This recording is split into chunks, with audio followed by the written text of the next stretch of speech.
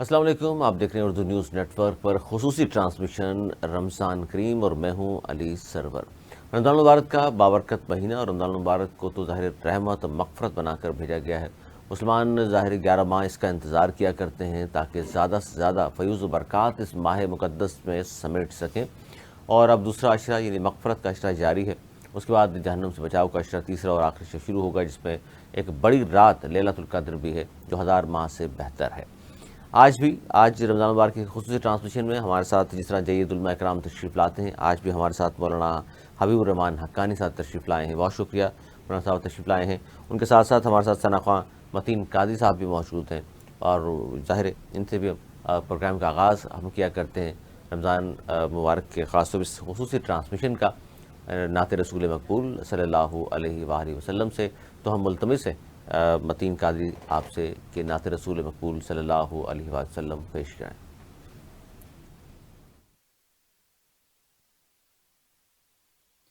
میں لب کشا نہیں ہوں، میں لب کشا نہیں ہوں، اور محو التجا ہوں، میں لب کشا نہیں ہوں، نہیں ہوں، میں لب کشا نہیں ہوں، میں لب کشا نہیں ہوں، اور محو التجا ہوں، میں لب کشا نہیں ہوں، اور محو التجا ہوں، میں محفل حرم کے، میں محفل حرم کے آداب جانتا ہوں، میں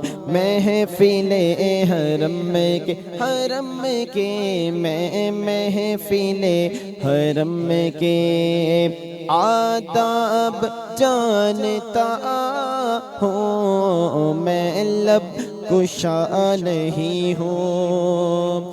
یہ روشنی سی کیا ہے، خوشبو کہاں سے آئی، یہ روشنی سی کیا ہے، خوشبو کہاں سے آئی، شاید میں چلتے چلتے، شاید میں چلتے چلتے روضے تک آ گیا ہوں، شاید میں چلتے چلتے روضے تک آ گیا ہوں، میں لب کشا نہیں ہوں، نہیں ہوں، میں لب کشا نہیں ہوں۔ طیبہ کی سب بکاری پہچانتے ہیں مجھ کو، طیبہ کی سب بکاری پہچانتے ہیں مجھ کو خبر نہیں تھی، مجھ کو خبر نہیں تھی، میں اس قدر بڑا ہوں، مجھ کو خبر نہیں تھی، میں اس قدر بڑا ہوں، میں لب کشا نہیں ہوں، اور محو التجا ہوں، میں لب کشا نہیں ہوں۔ کوئی تو آنکھ والا گزرے گا اس طرف سے، کوئی تو آنکھ والا گزرے گا اس طرف سے، طیبہ کے راستے میں، طیبہ کے راستے میں منتظر کھڑا ہوں، طیبہ کے راستے میں منتظر کھڑا ہوں، میں لب کشا نہیں ہوں، اور میں التجا ہوں، میں لب کشا نہیں ہوں۔ اقبال مجھ کو اب بھی محسوس ہو رہا ہے، اقبال مجھ کو اب بھی محسوس ہو رہا ہے، روزے کے سامنے ہو، روزے کے سامنے ہو، اور نعت پڑھ رہا ہوں، روزے کے سامنے ہو، اور نعت پڑھ رہا ہوں، میں لب کشا نہیں ہوں، نہیں ہوں، میں لب کشا نہیں ہوں، اور محو التجا ہوں، میں محفل حرم کے میں محفل حرم کے آداب جانتا ہوں، میں لب کشا نہیں ہوں۔ سبحان اللہ، ماشاء اللہ، ثنا خواں، متین قادری، خوبصورت آواز، خوبصورت کلام۔ ہم بات کریں گے مولانا حبیب الرحمن حقانی صاحب سے، خاص طور پر آج کا جو ہم موضوع ہے صدقۃ الفطر، اور اس پر ہم بات کریں گے کہ صدقۃ الفطر ہے کیا اور کن پر واجب ہے۔ مولانا صاحب بہت شکریہ ایک بار پھر آپ کا کہ آپ تشریف لائے ہیں۔ میں چاہوں گا کہ رمضان المبارک کے بابرکت مہینے کی جہاں بہت سارے ہم موضوعات پر بات کر رہے ہیں، آج صدقۃ الفطر پر بات کریں، اور ضرور ہمارے ناظرین کو بتائیے صدقۃ الفطر ہے کیا اور کن لوگوں پر واجب ہے۔ بسم اللہ الرحمن الرحیم۔ صدقۃ الفطر بھی ان لوگوں پر واجب ہیں کہ جن کے اوپر زکوٰۃ واجب ہے۔ بات سمجھ میں آ گئی؟ جی جی، صاحب نصاب پر۔ تو یہ جو پہلے مجلس ہوئی تو اس میں زکوٰۃ کے متعلق ہم نے جی جی، مختلف باتیں کی، مختلف سوالات کے جوابات آئے۔ تو جن کے اوپر زکوٰۃ واجب ہے ان کے اوپر صدقۃ الفطر بھی ہے جو صاحب نصاب ہے، لیکن شرط یہ ہے کہ زکوٰۃ کے لیے حولان حول سال کا گزرنا شرط ہے، جی جی، اور صدقۃ الفطر کے لیے سال کا گزرنا شرط نہیں ہے۔ اگر عید کے نماز سے پہلے بھی ایک آدمی صاحب نصاب بنتا ہے، جو آج کل کے حساب سے 1,36,500 روپے، اگر ایک آدمی کے پاس اتنا ہی مال آیا عید کی نماز سے پہلے تو وہ مالدار ہے، وہ صاحب نصاب ہے، وہ صدقۃ الفطر دے گا۔ سمجھ میں آ گیا؟ جی جی، اب جن لوگوں کو زکوٰۃ دینا صحیح ہے تو صدقۃ الفطر ان لوگوں کو دیا جا سکتا ہے۔ اچھا، اور دوسری بات یہ ہے کہ جن لوگوں کو زکوٰۃ نہیں دیا جا سکتا ہے ان لوگوں کو صدقۃ الفطر بھی نہیں دیا جا سکتا ہے۔ اچھا، یعنی اور کیا جس طرح زکوٰۃ کے حوالے سے ہماری بات ہوئی کہ جی 2.5% تقریباً لگ بھگ بنتی ہے، جی جی، تو صدقۃ الفطر میں کیا ہے؟ صدقۃ الفطر میں حدیث کے اندر تو سا کا ذکر آیا ہے نا، لیکن یہاں آسان سمجھانے کے لیے جو آج کی تاریخ ہے یا اس سال 2024 کا جو حساب لگایا گیا ہے تو 2.25 کلو گندم کا حساب لگایا گیا ہے۔ اچھا، سمجھ میں آ گیا؟ تو اس کا قیمت بنتا ہے تقریباً احتیاطاً 300 روپے، 300 روپے، 300 روپے فی کس، چھوٹا ہو بڑا ہو، بوڑھا ہو جوان ہو، جتنے گھر میں اچھا، ہر فرد نے ادا کرنا ہے؟ جی جی جی، ہر فرد پر واجب ہے؟ ہر فرد پر پھر وہ ہے جو صاحب نصاب ہے، جو صاحب نصاب ہے، اور جو گھر کا بڑا ہے جو لے کر کے چل رہا ہے فیملی کو، وہ جی دے لے گا؟ کر فیملی کو چل رہے ہیں نا، تو وہ فیملی چونکہ اس کے ماتحت ہے نا تو اس کا دیا جا سکتا ہے صدقۃ الفطر۔ تو وہی سمجھ دے میں آ گا، گیا؟ وہی ادا کرے گا۔ 300 روپے جو ہے نا فی وہ ہے، اور اس کے لیے جو ہے نا میں نے آپ کو جیسے بتایا نا کہ حولان حول شرط نہیں ہے، اور دوسری بات یہ ہے کہ یہ اصول اور فروع کو نہیں دیا جا سکتا ہے، یعنی جو آپ کے پیدائش کا سبب بنے، باپ دادا دادی وغیرہ، ان کو نہیں دیا جا سکتا ہے، اور اسی طرح بیٹا بیٹی اور اسی طرح پوتا پوتی نواسا نواسی، ان کو صدقۃ الفطر نہیں دیا جا سکتا ہے۔ البتہ ایک سوال یہ ہے کہ کیا بھائی بہن کو صدقۃ الفطر دیا جا سکتا ہے یا نہیں؟ ہاں، اس میں شرط یہ ہے کہ بھائی بہن اگر غریب ہیں، سمجھ میں آ گئی، اور وہ آپ سے الگ رہتے ہیں تو پھر جو ہے آپ ان کو دے سکتے ہیں، آپ کے ساتھ ایک ساتھ نہیں ہے۔ اللہ تعالیٰ نے قرآن میں فرمایا جس طرح کے 8 لوگ تھے نا، ذکر ہوا انما الصدقات للفقراء والمساکین والعاملین علیہا والمؤلفین قلوبهم وفی الرقاب والغارمین وفی سبیل اللہ وابن السبیل، یہ سارے جو ہے نا اللہ تعالیٰ نے ذکر کیے ہیں، تو ان کو دیا جا سکتا ہے۔ اور جو افراد میں نے آپ کو بتا دیا کہ جن کو زکوٰۃ نہیں دیا جا سکتا ہے ان کو صدقۃ الفطر بھی نہیں دیا جا سکتا ہے۔ اچھا، شرط اس میں یہ ہے کہ عید کی نماز سے قبل ادا کر دیا جائے۔ عید کی نماز ہاں ابھی دیا جا سکتا ہے، ہاں مطلب ابھی یعنی تو ہے ہی، لازمی انتظار نہ کرے عید کی نماز کی، ہاں ابھی دیا جا سکتا ہے۔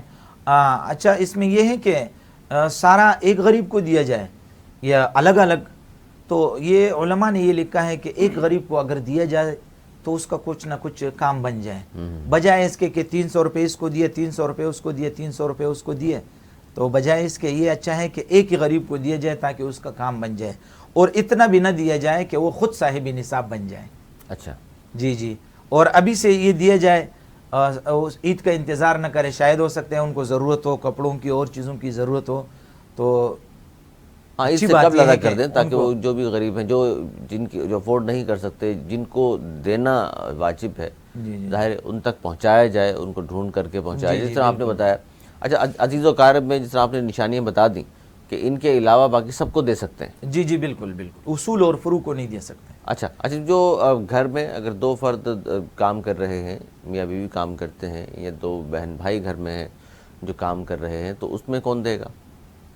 تو جو صاحب نصاب ہے، اگر بیوی صاحب نصاب ہے نا، مالدار ہیں، زکوٰۃ کے لیے اور صدقۃ الفطر کے لیے شرط یہ ہے کہ آدمی خود صاحب نصاب ہو، آدمی خود صاحب نصاب ہو۔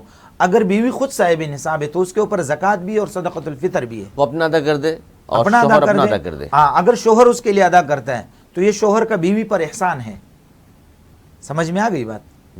ہاں ہاں، تو وہ گھر کے بڑے ناطے کی اس سے نا تو وہ ادا کر سکتا ہے۔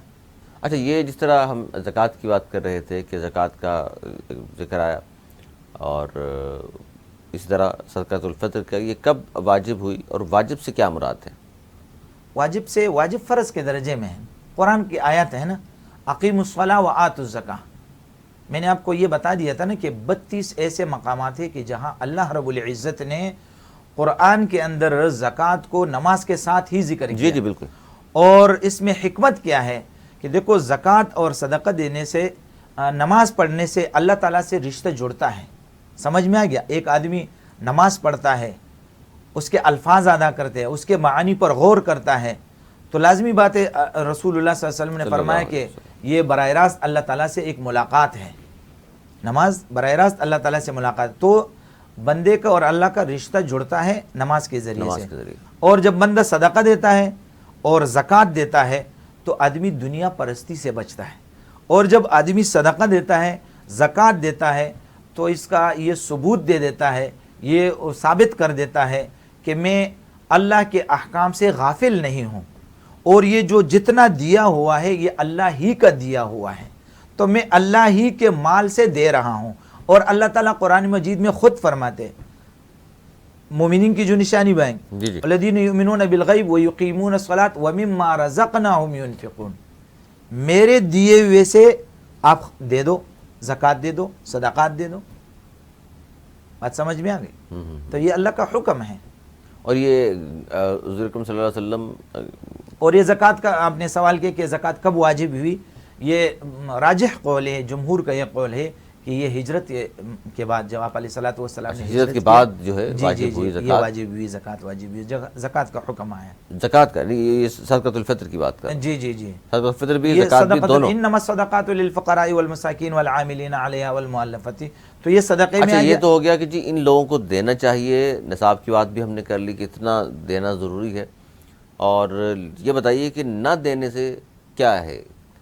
نہ دینے سے تو دیکھو بہت ساری وعیدیں آئی ہیں، جیسے زکوٰۃ کے حوالے سے آپ علیہ الصلوۃ والسلام نے فرمایا نا جی جی کہ یہ اسی طرح دیکھو وعیدوں میں پھر صدقہ اور زکوٰۃ ایک ہی جیسے ہیں، سمجھ میں آ گیا؟ جو لوگ نہیں دیتے ہیں تو ان کے یہ جو مال ہے، یہ لوگ جو جمع کرتے ہیں ان میں سے دیتے نہیں ہیں، تو ایک تو میں نے آپ کو یہ بتایا تھا کہ موٹے جانوروں کی شکل میں آ جائیں گے اور اپنے سینگوں اور کروں سے اس آدمی کو ماریں گے اور ان سے کہیں گے میں تو تمہارا وہ جمع شدہ مال ہوں جو تم نے جمع کیا تھا، اس میں سے نہ صدقہ نکالتے تھے نہ زکوٰۃ، اور پھر دوسری حدیث میں آپ صلی اللہ علیہ وسلم نے فرمایا یہ گنجے سام کے شکل میں آ جائیں گے اور بندے کو ڈسیں گے اور یہی کہیں گے، اور وہ گنجا اس لیے ہوگا، اس کے سر پر بال اس لیے ہوں گے کہ وہ اس کے زہر جو ہے نا اتنے تیز ہوں گے کہ وہ خود پر اس کے بال نہیں آئیں گے اور وہ اس آدمی کو ڈسیں گے. یہ وعید ہے. اور قرآن کی آیت میں نے آپ کے سامنے پیش کیا کہ جو لوگ سونا اور چاندی جمع کرتے ہیں اللہ رب العزت نے فرمایا کہ وہ کیا کرتے ہیں، دردناک عذاب کی خوشخبری ان کو دے دو. یوم یحمى علیہا فی نار جہنم فتکوی بہا جباہہم وجنوبہم وظہورہم ھذا ما کنزتم لانفسکم فذوقوا ما کنتم تکنزون. تانپا جائے گا، اس سونے اور چاندی کو تانپا جائے گا آگ کے اندر، جہنم کی. اس میں تو ظاہر ہے اس دن بھی ہماری بات ہوئی آپ سے جی اور مولانا صاحب سے بھی، انہوں نے یہ کہا کہ جی دولت حاصل کرنا یا پیسے کمانا بری بات نہیں ہے، لیکن اس میں سے جو کہا گیا ہے اس طرح خرچ کرنا، زکوٰۃ صدقۃ الفطر ادا کرنا، یہ بہت اہم ہے. جی جی بالکل. کچھ لوگ یہ کیسے سمجھتے ہیں کہ جی بہت پیسے والا کوئی شخص ہے تو اس میں بڑے عیب آ گئے ہیں. ایسی بات تو نہیں ہے. نہیں، مال حاصل کرنا، اپنی معیشت کو مضبوط کرنا. اور آج کے دور میں تو آپ جتنے معیشت کے طور سے آپ مضبوط ہوں گے تو آپ سارے کام ایک اچھے طریقے سے سر انجام دے سکتے ہیں. ہاں صحیح بات. آپ مدد بھی جبھی کر سکتے ہیں ارد گرد کے اپنے لوگوں کی، اپنے رشتہ داروں کی، وہ ہوں گے پیسے آپ کے پاس. جی. ایک وقت ایسا ہوتا ہے کہ آپ خود زکوٰۃ لینے والے ہیں لیکن آپ اپنے اوپر اتنی توجہ دے دیں، بہتر سے بہترین بنانے کہ آپ زکوٰۃ دینے والے بن جائیں. آج ہم نے اپنے آپ کو کم سمجھا ہوا ہے نا، احساس کمتری کا ہم شکار ہیں نا کہ ہم یہ کام نہیں کر سکتے، ہم وہ کام نہیں کر سکتے. حالانکہ جب آدمی میدان کے اندر نکلتا ہے تو پھر آدمی سب کچھ کر سکتا ہے. ایک پین کے اندر، وہ محاورہ ہے نا مشہور کہ ایک پین کے اندر 10 روپے کی پین کے اندر اتنی طاقت ہوتی ہے وہ کروڑوں کا چیک سینڈ کر سکتا ہے. بالکل. تو ایک آدمی کو جب اللہ نے پیدا کیا، ایک انسان کو اللہ نے پیدا کیا تو وہ بڑا قیمتی ہے. اور دوسری بات یہ ہے کہ یہ تو مغفرت کا عشرہ چل رہے ہیں اور اللہ رب العزت خود ان بندوں کو بلا رہے. قل یا عبادی الذین اسرفوا علی انفسہم لا تقنطوا من رحمت اللہ. میرے ان بندوں کو کہہ دو، بتا دو کہ جنہوں نے اپنے اوپر ظلم کیا، زیادتی کیا. میں نے مال دیا تو میرے راستے میں خرچ نہیں کیا، میرے راستے میں انہوں نے صدقہ نہیں دیا، صدقۃ الفطر ان کے اوپر واجب تھا نہیں دیا، زکوٰۃ ان کے اوپر واجب تھا نہیں دیا، پڑوس میں ان کا بھوکا تھا ان کو نہیں دیا، ظلم کیا، اپنی عبادات کے اندر انہوں نے غفلت کیا.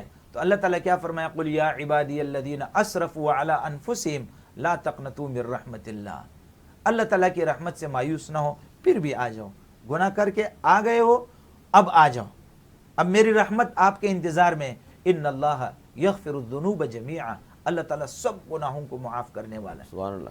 اور اللہ تعالیٰ مہربان ذات ہے، رحم کرنے والی ذات ہے اور بہترین عشرہ چل رہے ہیں. اچھا، مغفرت کے عشرے کے حوالے سے بھی ہم چاہتے ہیں کہ مولانا صاحب اس حوالے سے بھی بہت ساری چیزیں ہیں جو لوگ پوچھنا چاہتے ہیں. جس طرح رحمت کے حوالے سے ہم نے بات کی تھی، عشرہ رحمت کے حوالے سے کہ جناب زیادہ سے زیادہ کس طرح اس سے مستفیض ہوں، فائدہ اٹھایا جائے. ذکر اذکار کا جس طرح آپ نے بھی بتایا تھا اور دیگر علماء کرام جو یہاں تشریف لائے انہوں نے بھی کہا جی معمول بنا لیجئے اس کو اور رمضان المبارک کو اس طرح گزاریں کہ ظاہر انسان کو نہیں معلوم اگلا رمضان المبارک آپ کو دیکھنا نصیب ہوگا نہیں ہوگا. ہم خوش قسمت ہیں اس ماہ مقدس میں آج بھی زندہ بھی ہیں، سانس بھی لے رہے ہیں اور بات بھی کر رہے ہیں کہ جی اعمال ہمارے مزید درست ہو جائیں. تو سر مغفرت کے حوالے سے کہیے گا، دوسرا جو عشرہ یہ چل رہا ہے اس وقت مغفرت کا. یہ تو دیکھو بہترین موقع ہے، سیزن کا مہینہ ہے نا. اس میں ایک حدیث ہے، آپ صلی اللہ علیہ وسلم آئے، صحابہ کرام بیٹھے ہوئے ہیں. آپ علیہ الصلوۃ والسلام نے ممبر کی سیڑھی پر جب پاؤں رکھا تو آپ نے کہا آمین. پھر جب دوسرے پر پاؤں رکھا آپ نے کہا آمین، اور جب تیسرے پر کہا تو رکھا تو کہا آمین. صحابہ کرام نے سوال کیا، یا رسول اللہ، پہلے آپ جب بھی آئے تو آپ نے ایسا کوئی عمل نہیں کیا، آج دیکھنے کو ایسا عمل ملا ہے جو پہلے اس سے ہم نے نہیں دیکھا ہے، خلاف معمول. جی. آپ علیہ الصلوۃ والسلام نے فرمایا کہ میرے پاس ابھی جبریل امین آئے تھے اور انہوں نے 3 بد دعائیں کی اور میں نے ان تینوں پر آمین کہا ہے. جبریل امین کی پہلی بد دعا یہ تھی کہ ہلاک ہو جائے وہ شخص کہ جس کے سامنے آپ صلی اللہ علیہ وسلم کا نام لیا جائے، ذکر ہو، اور وہ آپ پر درود نہ بھیجے صلی اللہ علیہ وسلم۔ اور جب دوسرے پر پاؤں رکھا تو بد دعا دی کہ ہلاک ہو جائے وہ شخص جس کے اوپر رمضان کا مہینہ گزر جائے اور وہ اپنی مغفرت نہ کروائے۔ وقت نہ کروا سکے۔ اصل چیز یہ ہے۔ اور میں نے کہا آمین۔ اور جب تیسری بد دعا جبریل امین نے یہ کی کہ ہلاک ہو جائے وہ شخص جس کے ماں باپ دونوں زندہ ہو یا ان میں سے ایک ہو اور وہ ان کو جنت میں لے جائے، یعنی وہ ان کی وہ کر کے خدمت کر کے، تو میں نے کہا آمین۔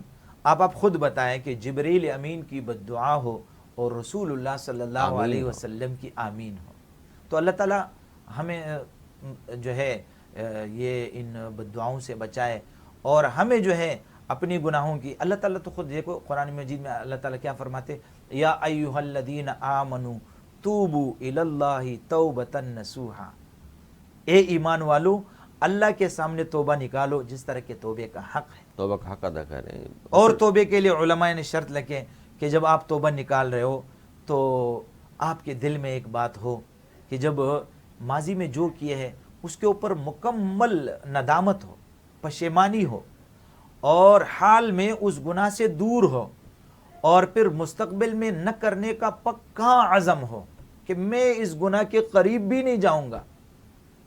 تو ایسے توبہ کرنے والے کے بارے میں رسول اللہ صلی اللہ علیہ وسلم نے فرمایا التائب من الذنب کمن لا ذنب له، ایسا توبہ کرنے والا ایسا ہے گویا اس نے گناہ کیا ہی نہیں ہے۔ اور ایک حدیث میں آپ صلی اللہ علیہ وسلم نے فرمایا ما من شیء احب الی اللہ من شاب التائب، اللہ تعالیٰ کو کائنات کے اندر سب سے زیادہ پسندیدہ چیز جو ہے وہ جوانی میں توبہ نکالنے۔ جب آدمی نوجوانی میں توبہ نکالتا ہے، اللہ کے سامنے روتا ہے، تو یہ اللہ تعالیٰ کو پورے کائنات سے زیادہ پسند۔ یعنی جوانی کی عبادت بھی اور توبہ بھی، توبہ بھی، رونا بھی، اور ایک آنسو اللہ کے لیے بہانا، یہ تو آدمی کو پتہ نہیں چلتا نا۔ اللہ تعالیٰ تو تیار بیٹھے ہوئے ہیں کہ یہ کب آئے گا میرا بندہ، کوئی ہے مغفرت طلب کرے مجھ سے۔ جی۔ اور ایک بندہ یہ کہتا ہے، رات کو اٹھ جاتا ہے، یا واسع الفضل اغفر لی، اے وسیع فضل رکھنے والے میری مغفرت فرما، اللہ رب العزت اس کی مغفرت کر لیتا ہے۔ اور جب بندہ غلطی سے کہتا ہے، اس کے اعضاء کام چھوڑ جاتا ہے اور گناہوں سے تھک جاتا ہے، لیکن ایک دن آیا وہ ایسا اور اس نے کہا اللہم اغفر لی، سمجھ میں آگے؟ اللہ تعالیٰ کو جب پکارتا ہے یا اللہ، تو اللہ کی طرف سے آواز آتا ہے لبیک یا عبدی، کیا کہنا چاہ رہے ہیں میرے بندے، کیا مانگ رہے ہو؟ جبریل امین علیہ السلام، ایک حدیث سناتا ہوں، جبریل امین علیہ السلام نے آپ صلی اللہ علیہ وسلم سے فرمایا کہ ہمارے لیے سب چیزوں کا لکھنا بڑا آسان ہے، یعنی ہم نہیں تکتے ہیں، ہم لکھ دیتے ہیں، ہماری قدرت میں ہے، فرشتے سارے لکھ دیتے ہیں، لیکن ایک چیز ایسا ہے کہ جس کے لکھنے سے جو ہے وہ ہم قاصر ہو جاتے ہیں۔ آپ علیہ السلام نے فرمایا جبریل امین وہ کیا چیز ہے؟ کہا کہ وہ بندہ جو اللہ کے خوف سے روئے اور اس کے آنکھوں سے آنسو نکل جائے، اس کا اجر جو ہے یہ ہم نہیں لکھ سکتے، یہ اللہ تعالیٰ خود لکھتے ہیں۔ تو اس لیے مغفرت کا اشارہ ہے، اور اللہ تعالیٰ انتظار میں ہے بندوں کا۔ تو جتنے بھی جیسے آپ نے کہا کہ کیسے ایسے اعمال کیے جائیں، تو سب سے افضل تو یہ ہے کہ بھائی افضل الذکر لا الہ الا اللہ، اور ایک حدیث میں ہے کہ قرآن کی تلاوت سب سے افضل ہے، اور ایک حدیث میں آپ صلی اللہ علیہ وسلم نے فرمایا کہ دو چیزیں ایسی ہیں کہ جن کے ذریعے سے تم میری رضا حاصل کر سکتے ہو۔ دو چیزیں ہیں جن کے ذریعے سے رضا حاصل ہو سکتی ہے، جی، میں راضی ہو جاؤں گا، یعنی وہ میرے لیے ہے، سمجھ میں آ گیا؟ وہ کیا ہے؟ لا الہ الا اللہ کا پڑھنا اور استغفر اللہ ربی من کل ذنب، اور دو چیزیں ایسے ہیں جن کے سوا تمہارا کوئی چارہ ہی نہیں ہے۔ وہ کیا ہے؟ اسألک الجنہ واعوذ بک من النار، اپنے لیے جنت طلب کرنا اور اپنے جہنم سے پناہ مانگنا۔ اس کے علاوہ چارہ نہیں ہے. جی جی جی، اس کے علاوہ کوئی چارہ نہیں. اچھا، معاملات زندگی میں جس طرح روزے کے حوالے سے تو ظاہر ہے ایک تو ہم دیکھتے ہیں کہ جی سحری افطاری یہ فرق آ گیا اور سارا دن آپ بھوکے پیاسے رہتے ہیں اور بہت ساری چیزوں سے بچنا بھی پڑتا ہے تاکہ روزہ کمپلیٹ ہو، آپ کا مکمل روزہ ہو اور روزے کا حق صحیح ادا ہو جائے. باقی جو عام زندگی میں ہم کر رہے ہوتے ہیں، 5 ٹائم کی نماز ہے، ذکر ہے اللہ رب العزت کا، مزید کیا اس میں فرق روٹین میں رکھنا چاہیے ہمیں؟ یہ تو دیکھو نا، یہاں تو ایک سیزن کا مہینہ ہے نا، ایک فرض 70 کے برابر ہو جاتا ہے نا، اور ایک نفل فرض کے برابر ہو فرض کے جاتا ہے. برابر. تو ایک آدمی کو اتنا سمجھ ہے کہ میں دکان میں یہ اتنا سامان رکھوں گا، سیزن کا مہینہ ہے، عید ہے، اس میں بچے بھی آئیں گے، بوڑھے بھی آئیں گے، جوان بھی آئیں گے، ان چیزوں کا تو وہ کتنا جمع کرتا ہے، لیتا ہے نا، کوشش کرتا ہے زیادہ سے زیادہ رکھے ہوں. زیادہ سے زیادہ وہ مارکیٹنگ کرتا ہے اپنے وہ.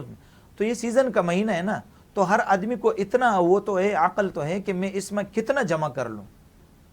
اگر اللہ کی طرف سے اتنی رحمت اور اتنا وسعت کا مظاہرہ ہے کہ وہ ایک نفل پہ جو ہے نا وہ فرض کے برابر دے رہا ہے، تو آدمی کو بھی فائدہ سمجھ کر کے جو ہے. نہیں، بالکل صحیح فرما رہے ہیں. میں اس لیے یہ سوال پوچھا کہ کچھ لوگ کہتے ہیں جی جو فرائض ہیں وہ تو ادا کرنے ہی ہیں ہمیں. جی جی 5 وقت کی نماز فرض ہے، وہ ہم نے ضرور کرنی ہے. اچھا، اس طرح بہت ساری چیزیں جو فرائض میں شامل ہیں وہ تو کرنی ہی ہوتی ہیں. ایکسٹرا جیسا آپ نے کہا کہ جی نوافل کی تعداد بڑھا دی جائیں، تلاوت قرآن مجید، فرقان حمید، اگر آپ ایک پارہ پڑھتے ہیں تو 2 شروع کر دیں، آدھا پڑھتے ہیں تو 1 پورا کرنا شروع کر دیں. یہ تمام وہ چیزیں جو ایکسٹرا ہم بات کر رہے ہیں. جی جی جی جی جی اچھا بالکل. تراویح کے حوالے سے بھی اس دن بات ہوئی آپ سے کہ یہ جو ہمارے یہاں 6 روزہ اور 8 روزہ اور 10 روزہ اور 15 اور 20 روز تراویح، اور جو ان تراویح میں شریک ہوتے ہیں قرآن مجید سنتے ہیں، ظاہر ہے ایک تو وہ اسپیڈ جتنی فاسٹ چل رہی ہے تراویح، اس پر بہت سارے لوگ اعتراض کرتے ہیں قرآن مجید سن رہے ہیں لیکن سمجھ میں نہیں آ رہا لوگوں کی. دوسرا یہ 15 دن کی اگر تراویح پڑھ لی آپ نے تو پھر باقی 15 دن وہ اپنے کاروبار کر رہے ہوتے ہیں، تراویح کی طرف پلٹ کر نہیں آتے. اس حوالے سے کیا کہیں گے؟ ایک تو ایک اختلافی بڑا مسئلہ چھیڑا ہوا ہے نا کہ بھائی تراویح جو ہے 8 ہے یا 20 ہے.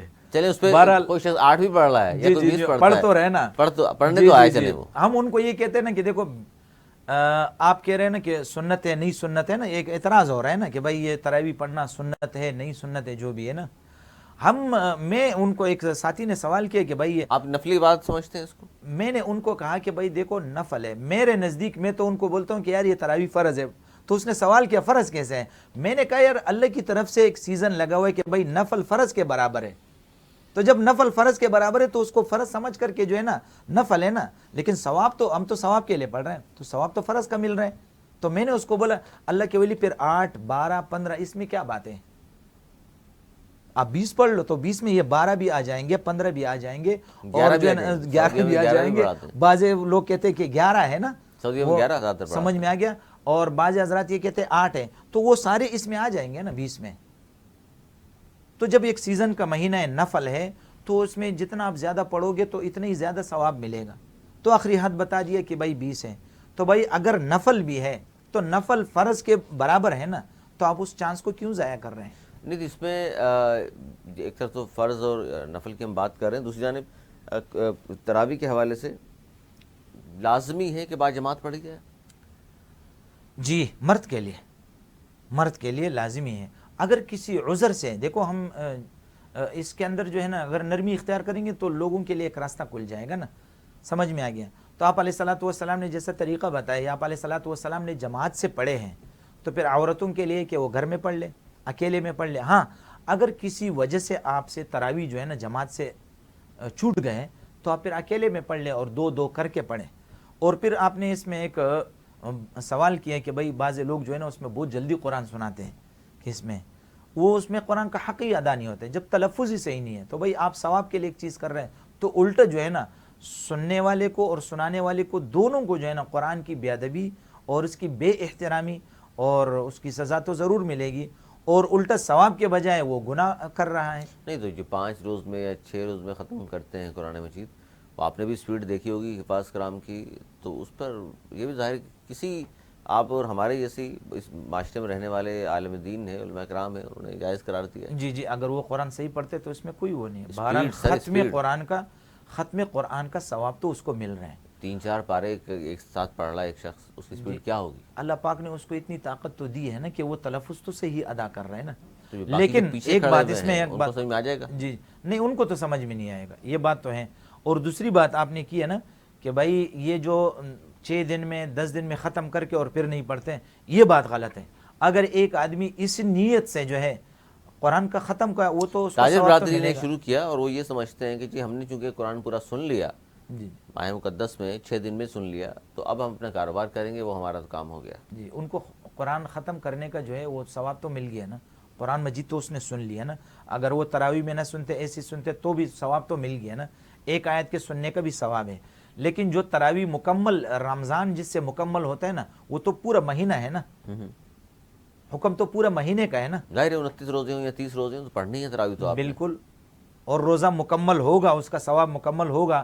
جو اس کے ساتھ لوازمات ہے، تراویح ہے، دیگر لوازمات ہے، ان کا خیال رکھنا، ان کا تقاضوں کا خیال رکھنا، تو تب ہی تمہارا ایک روزہ جو ہے نا وہ مکمل ہو جائے گا۔ اچھا، خواتین کے حوالے سے آپ نے کہا کہ کوئی قدغن نہیں ہے اس میں، جی وہ گھر میں، وہ گھر میں پڑھیں سب، جی یا آپ با علیہ جماعت الصلوۃ پڑھ سکتی ہیں وہ والسلام بھی؟ کی، ہاں بالکل، مسجدوں میں اگر ایسی باپردہ جگہ ہیں، ابھی بھی مسجدوں میں ایسا ہے کہ وہاں باپردہ جگہ ہے، وہ امام کے ساتھ شریک ہوتے ہیں، ان کے لیے ایک جگہ بنائی ہوئی ہے، تو اس میں کوئی حرج نہیں۔ اور گھر میں بھی اگر کرانا چاہیں وہ تراویح پڑھ سکتے ہیں، خواتین بالکل۔ آپس میں، لیکن اس میں اچھا یہ تراویح کی ایک اور بڑی اہم چیز، بہت سارے لوگ یہ کہتے ہیں کہ جی پورا قرآن مجید سنتے ہیں ہم، لازمی ہے کہ شروع سے پہلے سپارے سے 30 سپارے تک سنا جائے، یا صرف چھوٹی چھوٹی آیتوں سے بھی پڑھی جا سکتی ہے تراویح؟ تراویح تو پڑھی جا سکتی ہے، سمجھ میں آ گیا۔ ایک ہے تراویح پڑھنا، ایک ہے اس میں ختم کروانا، قرآن پڑھنا، تو ختم کا الگ ثواب ہے، تراویح کا الگ ثواب ہے، نہیں تو سنت طریقہ کیا ہے؟ دونوں ہیں، سمجھ میں آ گیا۔ تراویح پڑھنا سنت ہے، سمجھ میں آ گیا۔ تراویح پورا قرآن ختم کرنا؟ یہ ایک الگ سنت ہے، اچھا، سمجھ میں آ گیا۔ مطلب قرآن ختم بھی کیا حضور اکرم صلی اللہ علیہ وسلم نے، آپ یہ کہہ رہے ہیں، اور مختلف آیات سے بھی دیکھو پڑھا وہ تو ابھی اختلافی مسئلہ ہے نا۔ اچھا، اختلافی اب ہے، اس میں بھی اختلاف ہے؟ جس اختلاف اس میں یہ ہے کہ آپ علیہ الصلوۃ والسلام نے کتنے دن تراویح پڑھے۔ ابھی آپ علیہ الصلوۃ والسلام کی زندگی میں تو آپ نے 3 دن جو ہے نا تراویح پڑھائی ہے نا، سمجھ میں آ گیا۔ اور اس میں یہ نہیں ہے کہ آپ علیہ الصلوۃ والسلام نے اس تراویح کے اندر جو ہے نا پورا قرآن ختم کرا ہے، اور آپ علیہ الصلوۃ والسلام نے جو ہے وہ تراویح پھر کیوں چھوڑے؟ اس وجہ سے کہ یہ نماز اللہ تعالیٰ کو زیادہ پسند آ گئی، تو ایسا نہ ہو کہ فرض ہو جائے اور پھر میرے امت پر جو ہے نا مشکل ہو جائے۔ بات سمجھ میں آ گیا۔ تو ایک ہے تراویح پڑھنا، ہم تو تراویح کو سنت سمجھتے ہیں، سمجھ میں آ گیا، اور اس میں قرآن کا ختم کرنا، یہ قرآن کا ایک اپنے لیے ایک وہ ثواب ہے، سمجھ میں آ گیا، قرآن کا جو ختم کا وہ ہے۔ تو تراویح اپنی جگہ پر ہے، اگر ایک چھوٹی چھوٹی رکعتیں پڑھ کر کے جس طرح لوگ جو ہے نا آخری 10 سورتیں پڑھتے ہیں نا، تو اس میں اپنا ایک سنت تو برقرار ہو جائے گا نا، سنت کا ثواب تو ملے گا اپنی جگہ پہ، سمجھ میں آ گیا۔ سنت کا ظاہر ثواب تو ہوگا۔ تراویح کے حوالے سے بھی گفتگو آپ نے سنی۔ ایک یہاں چھوٹا سا بریک ہے، لیکن بریک سے پہلے ہم چاہیں گے، ثنا خان ہمارے ساتھ موجود ہیں، متین قادری، ان سے ملتمس ہیں کہ بریک پہ جانے سے پہلے نعت رسول مقبول صلی اللہ علیہ وآلہ وسلم پیش کریں۔ ثنا خان، متین قادری۔ یا نبی سب کرم ہے تمہارا، یا نبی سب کرم ہے تمہارا، یہ جو وارے نیارے ہوئے ہیں، یا نبی سب کرم ہے تمہارا، تمہارا یا نبی سب کرم ہے تمہارا، یہ جو وارے نیارے ہوئے ہیں، اب کمی کا تصور بھی کیسا، اب کمی کا تصور بھی کیسا، جب سے منگتے تمہارے ہوئے ہیں، اب کمی کا تصور بھی کیسا، جب سے منگتے تمہارے ہوئے ہیں، کوئی منہ نہ لگاتا تھا ہم کو، پاس تک نہ بٹھاتا تھا ہم کو، کوئی منہ نہ لگاتا تھا ہم کو، پاس تک نہ بٹھاتا تھا ہم کو، جب سے تھاما ہے دامن تمہارا تمہارا، جب سے تھاما ہے دامن تمہارا، یہ دنیا والے ہمارے ہوئے ہیں، جب سے تھاما ہے دامن تمہارا، یہ دنیا والے ہمارے ہوئے ہیں، یا نبی سب کرم ہے تمہارا تمہارا، یا نبی سب کرم ہے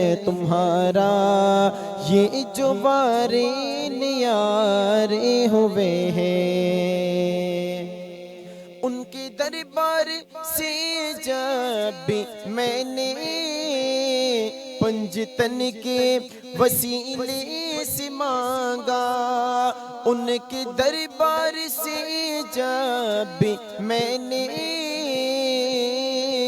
پنجتن کے وسیلے سے مانگا، مجھ کو خیرات فوراً ملی ہے